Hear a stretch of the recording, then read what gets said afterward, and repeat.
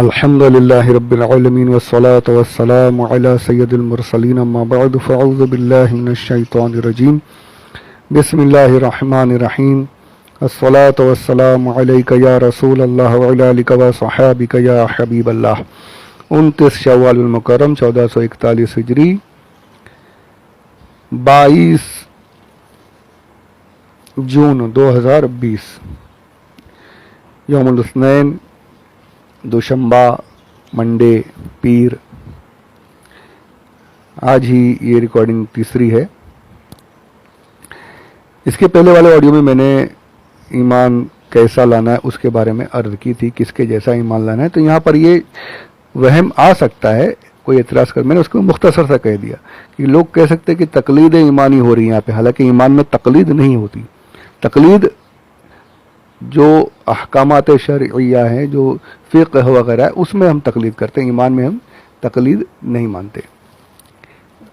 وہ بڑا علمی مسئلہ ہے، وہاں اتنی ڈیٹیل میں نہیں جاؤں گا، مختصر بتا رہا ہوں کہ ایمان آدمی، یہاں پر یہ نہیں کہا جا رہا کہ تقلید ایمانی کرو، جی نہیں. ایمان تو تمہیں خود لانا ہے، تمہیں خود اسلام کو صحیح سمجھنا ہے، تمہیں خود اسلام کی خوبیوں کو ماننا ہے، اسلام کی حقانیت کو جاننا ہے، خود سے سوچ کر صحیح طریقے سے ایمان اسے قبول کر کے ایمان لانا ہے. یہ تمہارا ایمان ہے. اس کی تقلید اگر تم یہ کہو کہ بھائی میں تو نہیں جانتا اسلام کیا ہے کیا نہیں، مجھے پتہ نہیں، بس جیسا امام اعظم ابو حنیفہ کا ایمان تھا میں نے ان کو دیکھ کے ایمان لیا، یہ نہیں چلے گا. جیسا غوث پاک نے ایمان لائے تھے میں ویسا لے آیا، نہیں، یہ نہیں چلے گا. تمہیں سمجھنا ہے ایمان، اسلام کیا ہے، اسلام کی بھلائیاں کیا ہے، اسلام کی بہتری کیا ہے، اسلام میں کیا کیا خوبیاں، یہ تمہیں خود جاننا ہے اور اس پر ایمان لانا. ابھی ڈیٹیل سے نہیں، ڈیٹیل تو علماء کا کام ہے. بس یہ کہ قیامت حق ہے، اللہ وحدہ لا شریک لہ ایک ہے، حضور اکرم صلی اللہ علیہ وآلہ وسلم اللہ کے نبی ہیں، تمام چیزیں تمہیں جاننی ہے. آخری نبی ہیں تمہیں ماننا ہے، اس کے بعد میں تم ایمان لاؤ تو یہ سمجھ لو کہ اب تمہارا ایمان صحیح. اچھا، اب یہ تم ایمان لائے تو اس آیت میں یہ کہا جا رہا ہے کہ تمہارا ایمان تو ہو گیا، اب اس ایمان کو کامل کرو، اس کی ترقی کرو، اس کو اور نکھارو، اس کو سنوارو، اس ایمان کو اور بڑھاؤ، تمہارے دل میں ایمان ایک دم پختہ ہو جائے. وہ کیسے ہوگا؟ وہ ایسے ہوگا کہ جیسے میرے نیک بندوں کا ایمان ہے، ان کی راستے پر چلتے رہو، ان کے بتائے ہوئے ڈگر پر چلتے رہو، ان کا دامن تھام کر اپنے ایمان کو ان کے ایمان کی طرح بناتے چلے جاؤ اور ترقی کرتے چلے جاؤ. یہ ہے یہاں پر اس آیت کا مقصد. تقلید ایمانی نہیں بلکہ ان اللہ والوں کی پیروی کرنے کا حکم دیا جا رہا ہے. تو اسے سمجھ لینے کی بات ہے. اس پہ اعتراض جو آتا ہے وہ یہاں پر دفع ہو رہا ہے، اس اعتراض کو دور کر دیا گیا ہے کہ اس میں کیا مقصد ہے اللہ عز و جل کی اس آیت کا. اب اس کے بعد آگے چلتے ہیں. یہ اس وقت اب اللہ کا کلام ہے، یہ تو قیامت تک رہنا ہے، اس میں تو تمام باتیں وہ ہیں جو قیامت تک آتے رہیں گی. اس وقت میں بھی ان کا جواب جو انہوں نے کہا، جب ان سے کہا، صحابہ نے کہا کہ کیا کرتے ہو تم لوگ، کیا کرتے ہو، ہمارے سامنے کلمہ پڑھتے ہو پھر جا کے کافروں سے مل جاتے ہو، کافروں کو یہاں کی وہاں لگاتے ہو، ان کے ساتھ ہماری باتیں ان کو بتاتے ہو، جھگڑے کرواتے ہو. ایسا مت کرو، ایسا ایمان لاؤ جیسا ہمارا ہے، جیسے اور لوگوں کا، جیسے عبداللہ ابن سلام تمہارے بھائی جو تمہارے بیچ میں تھے ان کا ایمان ویسا ہے، ویسا ایمان لاؤ. جیسے اور انصار و مہاجرین کا ایمان ہے ویسا ایمان لاؤ. جب ان سے یہ کہا جاتا ہے تب وہ کیا کرتے ہیں؟ وہ کہتے ہیں قالوا انؤمن کما آمن السفہاء، ہم ایسا ایمان لائیں، تم جو کہہ رہے ہو جیسا اور لوگ ایمان لائیں ویسا ایمان لاؤ. تو کیا ہم ویسا ایمان لائیں جیسا ایمان ان احمقوں کا ہے، ان بے وقوفوں کا ہے؟ صحابہ کو انہوں نے بے وقوف کہہ دیا، احمق کہہ دیا. یہ انہوں نے نیکی کی دعوت کا ایسا برا جواب دیا کہ ایسا ایمان لائیں جیسا ان بے وقوفوں کا ہے، ان احمقوں کا ایمان جیسا ویسا ہمیں دعوت دیتے ہو ایسے ایمان لانے کی. تو اور بھی تو الفاظ تھے نا، اور بھی کچھ الفاظ آ سکتے تھے. یہ بے وقوف کہا، کیوں کہا؟ اس کے بارے میں تفسیر نعیمی میں بڑا پیارا ارشاد فرمایا، بہت اچھے انداز میں اس کی تفصیل بتائی ہے. کہ لفظ صفحا کیوں استعمال کیا گیا. پہلے سفیہ جو ہے یہ صفحا جو بے وقوف، اس کے بارے میں تمام تفاسیر میں یہی کہا گیا ہے کہ اس کو کہتے ہیں ہلکا پن، عقل کا ہلکا ہو جانا، رائے کی کمی، کمزوری، رائے صحیح طریقے سے جو رائے نہ دے، جو صحیح طریقے سے سوچ نہ پائے، جو صحیح فیصلے نہ کر پائے، اسے کہتے ہیں سفیہ. سفیہ کی جمع ہے صفحا.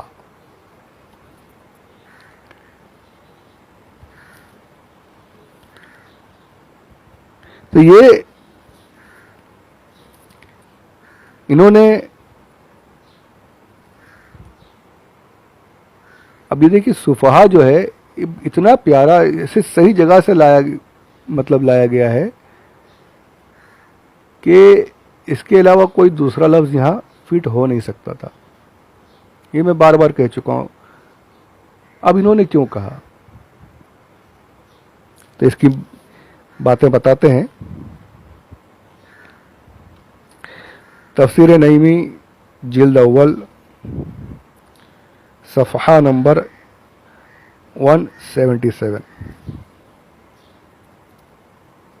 177.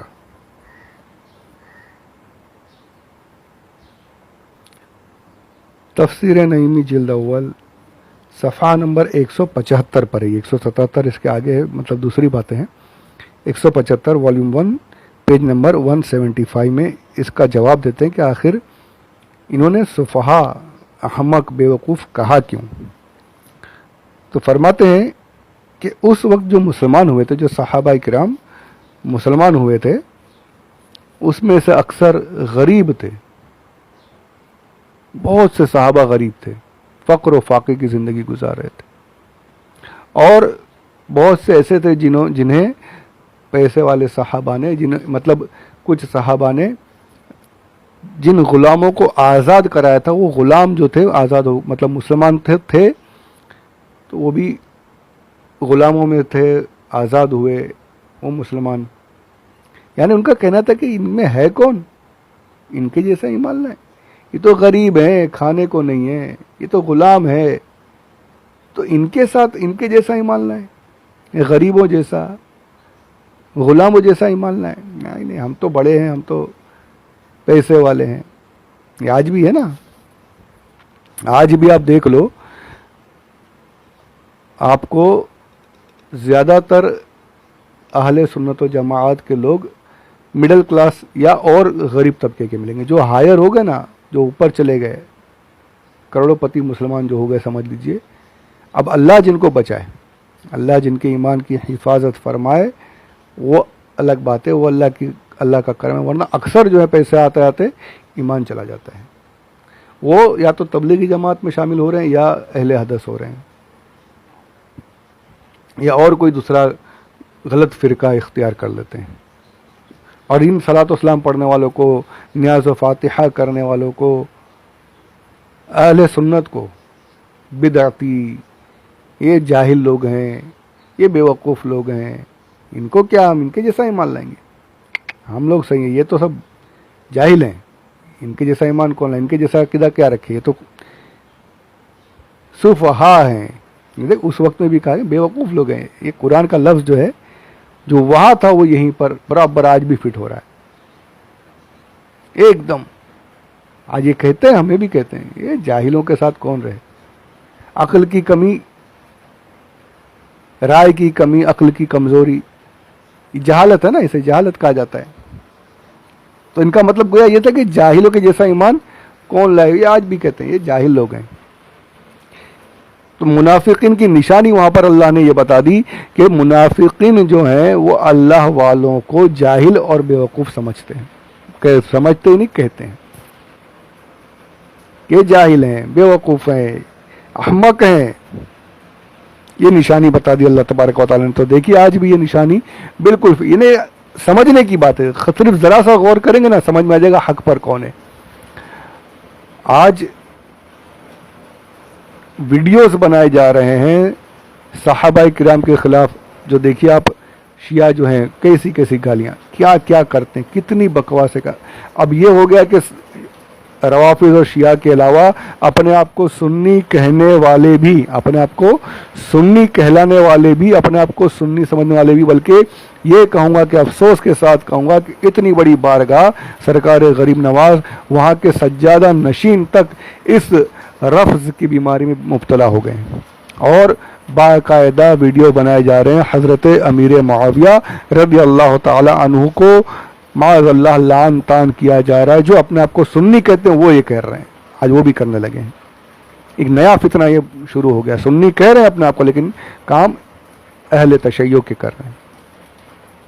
بڑے بڑے نامور علماء پاکستان میں تو بڑا خطرناک یہ فتنہ پھیل رہا ہے۔ اللہ ہمارے حال پر رحم کرے، یعنی کیسا دور آئے، کس کس سے بچیں، کیا کیا کریں وہ سمجھ میں نہیں آتا، کس کس چیز سے اپنی حفاظت کریں۔ یہ اہل تشیع صحابہ کو برا بھلا بولتے ہیں، ان کو معاذ اللہ رب العالمین جاہل اور معاذ اللہ برے القابات سے، برے الفاظوں سے استعمال کرتے ہیں، اور یہاں پر اہل حدث اولیاء کرام، اہل حدث ہیں دیوبندی اولیاء کرام کے بارے میں ایسی ایسی گستاخیاں، ایسی ایسی باتیں کر رہے ہیں کہ الامان والا حفیظ کیا کچھ نہیں کہتے۔ غریب نواز کو معراج ربانی نے معاذ اللہ ہجڑا تک کہہ دیا، معاذ اللہ رب العالمین۔ باقاعدہ ویڈیو موجود ہیں، یوٹیوب پر آپ سرچ کر سکتے ہیں، باقاعدہ ہجڑا کہا ہے اس نے۔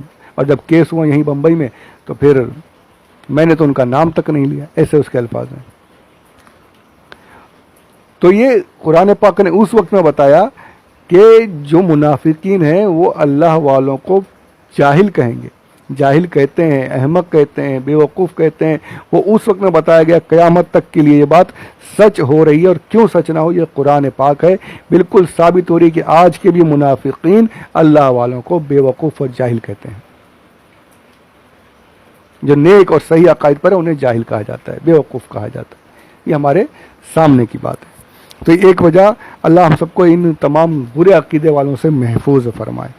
ایک وجہ تو یہ ہوئی کہ غریب تھے، غلام تھے، ان کے ساتھ ہم کیا جائیں، تو یہ غریب لوگوں کے ساتھ نہیں آتے۔ آج بھی یہی حال ہے، غریبوں کے ساتھ نہیں آنا، یہ تو جاہل لوگ ہیں، یہ تو احمق لوگ ہیں۔ دوسری وجہ کیا ہے؟ ان منافقین کو یہ لگتا تھا کہ اسلام تو نیا نیا دین ہے یار، یہ تو کچھ دن کا سمجھو سوڈے کا، جیسے آج ہم کہتے ہیں نا سوڈے کا جوش ہے، جیسے ان کو ایسا لگ رہا تھا کہ یہ کچھ دن یہ دین چلے گا، اس کے بعد نہ اسلام رہے گا، نہ اسلام کے ماننے والے رہیں گے، یہ تو مٹ جائیں گے۔ تو انہوں نے اپنے بچاؤ کا راستہ نکالا، انہوں نے اپنے بچاؤ کا راستہ نکالا، اور وہ راستہ اپنایا کہ بھائی اگر مسلمانوں کے ساتھ رہو تو جہاں مسلمان جیتیں گے تو وہاں اپنے بچاؤ ہوتا رہے گا، ہم بچتے رہیں گے، ہماری جان بچی رہے گی، ہمارا مال بچا رہے گا۔ مسلمانوں کے ساتھ میں نمازیں پڑھو دکھاوے کی، کلمے پڑھو، ان کے ساتھ رہو، رسول اللہ صلی اللہ علیہ وآلہ وسلم کے ساتھ میں رہو دکھاوے کے طور پہ، تاکہ یہاں بچیں۔ اور کل جب اسلام مٹے گا، جب کفار ان پر غالب آ جائیں گے، جب کافر ان کو ختم کر دیں گے، تو ہم کافروں کے ساتھ ہو جائیں گے۔ آج ان کو بھی خبریں دیتے رہو، ان کے ساتھ بھی لگے رہو، تاکہ ان کو یہ معلوم ہو جائے کہ ہم ان کے ساتھ بھی ہیں۔ اور جب وہ جیت جائیں گے، جب فتح کر لیں گے، اسلام کو ختم کریں گے، تو ہمیں اپنا کام ہو جائے گا، ہم ان کے ساتھ، ان کو لگے گا یہ تو پہلے سے ہمارے ساتھ تھے، یہ ہمیں نواز دیں گے، ہمیں عزت مل جائے گی، ہم بچ جائیں گے۔ یہ اس وقت میں کہا گیا، اور یہ آج بھی چلا آ رہا ہے۔ یہ آپ دیکھیں اس کو کہ آج بھی جتنے جو مسلم ممالک میں آج جو میں پچھلی تاریخ نہیں کہہ رہا، وہاں بھی ہوتا رہا تو بہت بڑی بات ہے، میں آج کی تاریخ کی بات کر رہا ہوں کہ آج عراق میں دیکھ لیجئے، لیبیا میں دیکھ لیجئے، اور دوسرے جو ممالک افغانستان ہے، جہاں پر جو ابھی تقریباً پچھلے 20 یا 25 سالوں میں جو جنگیں ہوئی ہیں، اور جو ان حکومتوں کو ختم کیا گیا، صدام کو ختم کیا گیا، قذافی کو ختم کیا گیا، اور افغانستان میں جو گھس گئی امریکن فوج، یہ سارے خود سے، میں نے پیچھے بھی کہا کہ ان کی بھی مدد کرنے والے منافقین موجود تھے۔ یہ منافقین، یہ ایسے لوگ وہاں پر موجود تھے جو یہ چاہتے تھے کہ اسلامی حکومت بھی ہٹ جائے اور یہاں پر ہمارا کچھ بھلا ہو جائے۔ اس بھلے کی خاطر یہ ان کافروں سے مل گئے تھے، امریکن فوجوں سے، اور جو الائنس وغیرہ تھی ان کے ساتھ میں ہو گئے، اور ان کا ساتھ دے کر یہ چاہتے یہ تھے کہ ہمارا کام ہو جائے، ہماری واہواہی ہو، ہمیں عزت مل جائے۔